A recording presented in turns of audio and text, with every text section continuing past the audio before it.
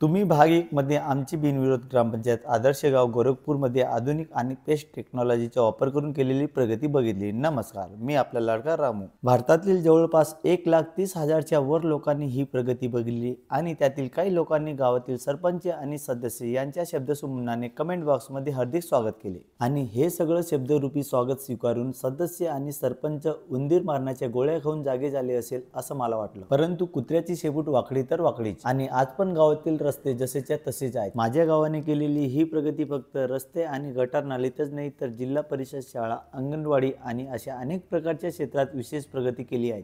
आणि ही प्रगती दाखवण्यासाठी तसेच भारतातील 1,30,000च्या वर लोकांनी ही प्रगती बघितली आणि गावातील सदस्य, सरपंच आणि ग्रामसेवकांचा कशा प्रकारे लोकांनी कमेंट बॉक्समध्ये शब्दरूपी सुमनाने स्वागत केलं हे दाखवण्यासाठी मी गेल्या 2 दिवसापासून ग्रामपंचायत कार्यालयाला जातोय। परंतु त्या ग्रामपंचायत कार्यालयाला दररोज कुलूप लावलेला असतो, त्या ठिकाणी कुत्र सुद्धा दिसत नाही। मागच्या वेळेस नेते, पुढारी आणि त्यांच्या चमच्यांना सूचना दिली होती, आता वॉर्निंग आहेत, उडता तीर आपल्या ढुंगणावर घेऊ नका। तसेच सदस्य, सरपंच आणि ग्रामसेवक याबद्दल 2 दिवसात उत्तर द्या, नाहीतर शुक्रवारी गावातून प्रभात फेरी निघेल आणि त्यात गावात झालेली घाण बादलीमध्ये भरून तुमच्या घरासमोर आणि ग्रामपंचायत कार्यालयासमोर टाकली जाईल, याची नोंद घ्यावी।